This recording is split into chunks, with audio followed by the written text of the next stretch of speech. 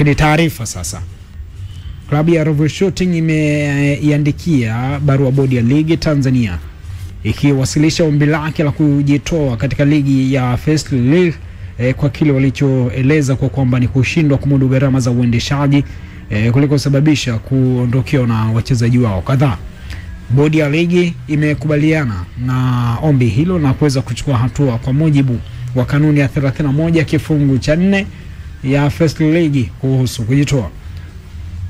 Kujitoa kwa klabu ya Ruvu Shooting kunaambatana na adhabu pamoja na miongozo kadhaa kama ifuatavyo. Moja, klabu ya Ruvu Shooting imeshushwa daraja na kufungiwa kushiriki ligi kwa misimu miwili kwa mujibu wa kanuni ya 31 kipengele cha kwanza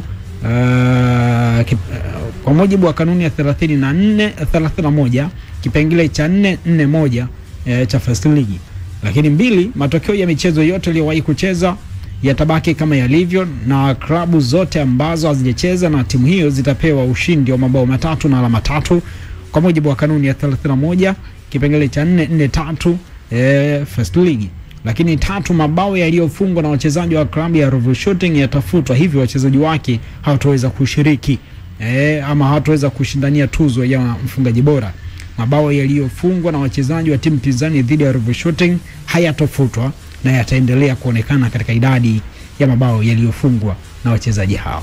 Hii ni kwa mujibu wa kanuni ya 31 kipengele cha 444 cha First League. Ndugu zangu, kuanzia pale kwanza kwenye ndondi, viongozi nafikia pala tunapigana. Hivi tushagusia kipindi fulani ilikuwa ni adhabu kuhusiana Biashara United. Ilikuwa stand. Alikuwa ni kocha wa stand kipindi. Kocha wa stand kocha wa goalkeeper wa stand. Wa goalkeeper ndo alifanya vile, si ndio hivyo? Okay. Adhabu hazitoshi hizi za mechi umefungiwa sijui. Mimi nahisi zinatosha. Ni vile tu kuna mihemko ambayo huwa inazalishwa na matukio ambayo yanakuwa tata uwanjani, matukio ambayo yanapelekea mtu kushikwa na jazba, na mwisho wa siku kwa kushindwa kucontrol jazba yake anaelekea kuanzisha vurugu ambayo either ni kumpiga maamuzi ama ni kuanzisha kama hiyo migomo ambayo umesikia hapo. Hii mara ukija kuangalia mzizi wa haya yote, mzizi wa kwa nini hivi vitu vinatokea, utakuja kukuta kwamba walishindwa kukubaliana either na maamuzi ya referee ama kuna matukio tata yalitokea uwanjani yakashindwa kutafsiriwa ipasavyo, ama mtu tu kwa kushindwa kuiishi kanuni ya mpira ambayo ni football is fair play, yeye akashindwa kuwa positive kama ambavyo mpira unasema stay positive. Mtu akashindwa ku stay positive, mwisho wa siku akakubali jazba take over. So adhabu zipo, na mwisho wa siku mtu usipohudhuria kazini consequences zake ni kwamba either utakuwa released na team.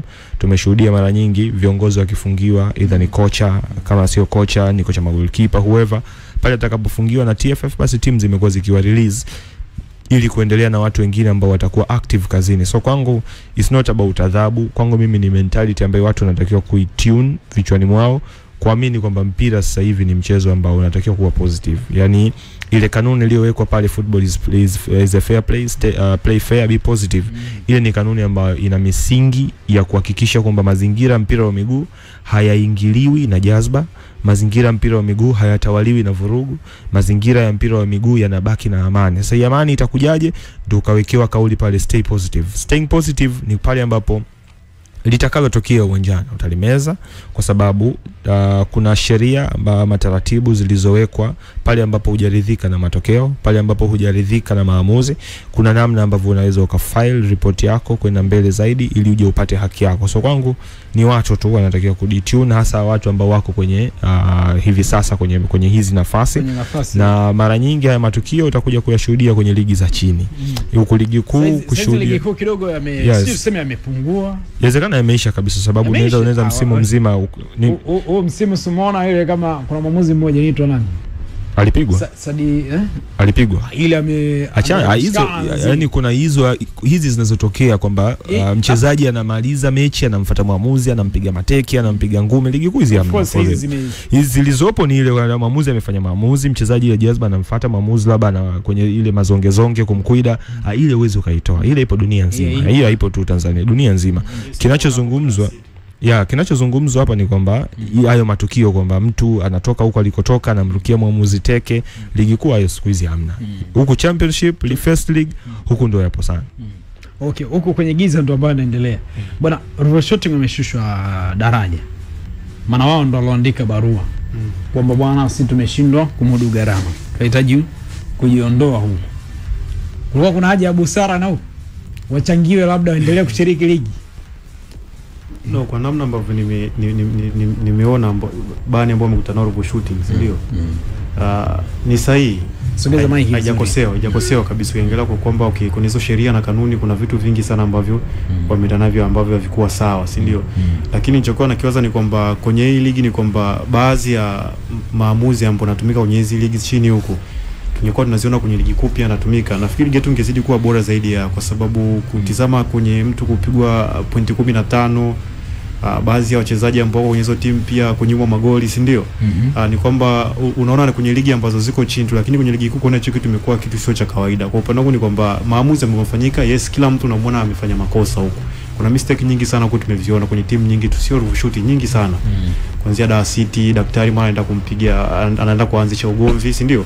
Kwa sababu labda hajaridhishwa na matokeo. Mimi naamini kwamba kilichofanyika mpaka sasa hivi kisiwe tu kwenye ligi ambazo ziko chini, hata kwenye ligi kuu pia tungeona hizo bani ambazo wanapigwa hizo timu ndogo na timu kubwa, tungeona zinafanywa hivyo. Nafikiri ligi tungekuwa bora, tusingekuwa tunalalamika kila siku. Lakini kwenye hii taarifa ya kanda, issue ya Ruvu ni mechi mbili hapa zimetajwa. Mfano kuna mechi ya TRA dhidi ya Ruvu Shooting hakujitokeza uwanjani.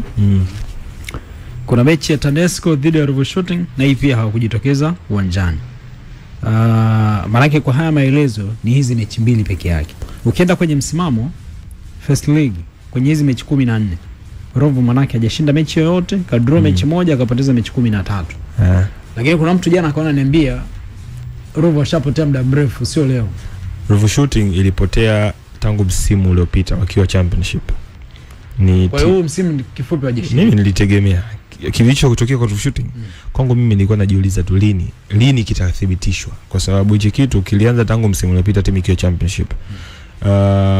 Ile timu wakati inanunuliwa kutoka mkoani Pwani na kupelekwa mkoani Iringa, kuna wadau walijitokeza wakaamua kuinunua ile timu ili mkoa wa Iringa huo na team championship. Tukumbuke muda huu Lipuli ilikuwa imeshuka. Na baada ya Lipuli kushuka, Iringa kuna timu ya nyuma kidogo ilikuwa inaitwa African Wanderers.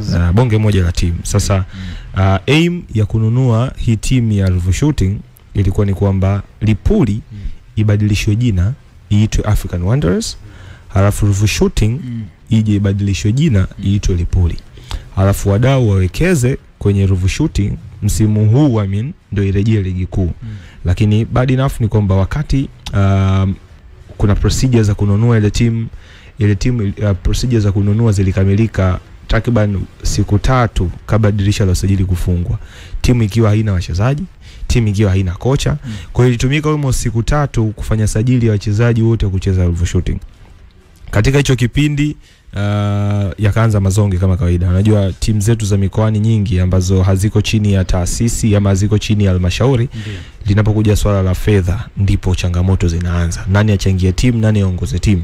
So changamoto zilianzia hapo, na baadhi ya wadau ambao walifatwa ikiwemo vyama vya siasa vilifatwa kwa ajili ya kuhakikisha timu inabaki, pamoja na wadau wengine ambao wangeweza kuisaidia timu. Wapo ambao walitoa pesa na ilifanyika harambee, pesa zilipatikana za kurun timu msimu mzima kwenye zile basics, kambi, mishahara, bonus, timu kusafiri na vitu vingine. So pesa ilipatikana, lakini pesa ilipotoka, pesa ilikuwa inatoka kwa wadau ambao walihaidiwa kwamba toeni fedha, hii timu inarejea ligi kuu. Hiyo ndio ilikuwa ahadi ya wale wadau ambao walichangia ile timu. Bad enough, wadau nguvu zikaanza kupungua pale ambapo kila timu ikikanyaga uwanjani fimbo tu. Yani Ruvu Shooting ataenda huku fimbo, ataenda huku fimbo. Yani timu ilikuwa ishaanza kupoteana. Wachezaji muhimu waliondoka, kina Miraji Athmani aliondoka mapema tu, almost round ya pili inavorudi tu Miraji akashaondoka. Sheva Sheva. So timu ikaanza kupoteza michezo left and right.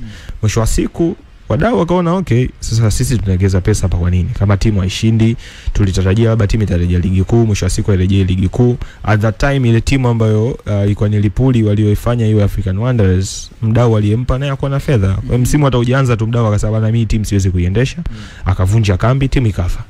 Ni muda mrefu hiyo. Lipuli ilikufa kabla hata Championship League daraja pili haijaanza.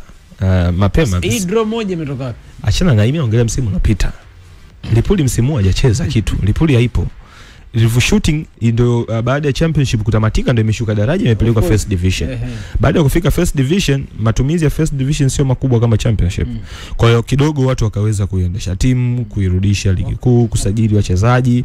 Baada na falsafa ya kusajili wachezaji kwenye timu za aina hii, wengi huwa wanatumia wachezaji wa mkoa kwa sababu kuna zile kupunguza gharama. Lakini sasa hivi Ruvu Shooting ukiangalia kuna wachezaji wengi wa mikoani. Kwa mwisho siku timu imeshindwa kabisa kuhenda wachezaji huko mikoani. Wachezaji wameamua kuondoka kambini because pesa hamna, viongozi hawezi tena kurun team, viongozi hawezi kuisafirisha team. Kwa hiyo ndicho ambacho kilitokea. Kwa hiyo Ruvu hapa manake kwa anacheza ile tumia hii fursa hii mchezaji manake. Kwa asilimia kubwa ndivyo. Yani kilichotokea kwa Lipuli na Ruvu mwaka juzi ndicho hichi ambacho kimetokea kwa Ruvu msimu huu. Yani it's the same thing kwamba wadau wanashindwa kuirun team, walioinunua timu wameshindwa kuirun. Kwa hiyo kushindwa kuirun team mwisho siku consequences ndo kama hizi, unasababisha madhara kwenye ligi, una distort ligi kuu kwa sababu una distort ligi kwa sababu tayari uko katikati ya msimu, mwisho siku umeshindwa kurun team inashusha daraja. Baada ya timu kushusha daraja kinatokea nini hapa katikati? Sijui hata wale wachezaji wako ambao walifunga magoli hayatohesabiwa. So na consequences kama hizo zinatokana tu na watu kushindwa kuplan vizuri namna ya kuziendesha hizo timu. Na bad enough ni kwamba kwangu mimi ukiniuliza changamoto kubwa ni viongozi wa chama cha soka. Sio chama cha soka. Wa timu. Viongozi wa timu kwa sababu kwa chama cha soka kinatoa support maana yake lazima peki usi. Chama cha soka kinacho yani bado ni mzee wako yule. Cyprian amechaguliwa wiki iliyopita. Amerudi Cyprian Kuyava. Vitu mtafute. Cyprian Kuyava amerudishwa wiki iliyopita kwenye uchaguzi ulifanyika pale chuo cha University of Iringa. Ndio wamepongezwa na Yes, leo wamepongezwa na rais wa TFF. Kwa hiyo ukija kuangalia unakuta kwamba viongozi wa mpira wanaoziran zile timu kwa asilimia kubwa na play part hizi timu kutofanikiwa kwa sababu hata confusion iliyotokea msimu uliopita between Lipuli na Ruvu Shooting ilitokana tu na viongozi kushindwa kukubaliana kwa sababu aim ilikuwa ni kwamba mkoa wa Iringa uwe na timu kwenye mashindano at least za division 2 kati ya division ya Championship na division ya ligi kuu. Kwa hiyo baada ya hayo makubaliano yaliongezeka makubaliano mengine ambayo yao ilikuwa na aim kwamba mkoa huu na timu nyingi ikiwemo African Wanderers ambayo ukienda Iringa African Wanderers moja kati ya timu ambayo hata ikiwa kipindi hicho ilikuwa haipo kwenye system za ligi lakini kiita friendly game watu wanajaa because ni timu ambayo ilikuwa inapendwa. Tukumbuke miaka ya nyuma sana huko hizi timu ziko connected na Simba na Yanga. Lipuli ilikuwa connected kama tawi la Simba, African Wanderers ilikuwa connected kama tawi la Young Africans. Kwa hiyo bado ile hamasa ya watu wa mkoa ilikuwepo kwamba hizi teams ni za kwetu, hizi timu tuna uwezo wa kuzirun. Kwa hiyo walitamani African Wanderers irudi lakini mwisho wa siku African Wanderers iliishia kwenye idea tu kwa sababu walivompa mtu timu aiendeshe kaambiwa kwa hiyo fedha anapata wapi? Wadau walimwaahidi mwisho siku wadau wakamtema. Ambao walimwaahidi kumsaidia kuendesha timu kila akiwafuata bwana timu sasa ndio ligi inatakiwa kuanza, wachezaji wako kambini tu tunafanyaje? Wadau wakamwambia bwana sisi focus yetu ipo kuikimbiza Ruvu Shooting. Kwa hiyo wewe huko utafuta wadau wengine. Mchezo akasema hii timu kwa sababu sikuwaomba, ni nyinyi ambao mlikuja mlioniomba, akavunja kambi akamwambia wachezaji nendeni tutawaita. Akaandika barua bodi ya ligi kwamba hii timu haiwezi kushiriki, mwisho siku Lipuli haikushiriki. Kwa hiyo ikafia pale. Unakuja leo Ruvu Shooting ambayo wadau walikimbilia kwenye maslahi imeshindwa kurana sababu uhakika wa fedha ulikuwepo brain, yani na uhakika because fedha zilichangishwa kwenye Harambee. Ipatikana Harambee pale ikachangishwa fedha, timu ilikuwa haina shida ya kusafiri, timu ilikuwa haina shida sijui ya mishahara hapa na pale, mishahara midogo midogo walikuwa nalipwa kwa sababu kuna wadau walijitokeza walisimama kati kwa sababu na mmetuahidi timu inarudi wapi ligi kuu. Kwa hiyo sisi tutatoa fedha. Ikiwemo mwenyekiti wa chama tawala ni moja kati ya watu walio pioneer ile timu kupata pesa lakini mwisho wa siku viongozi wameshindwa kuiendesha timu.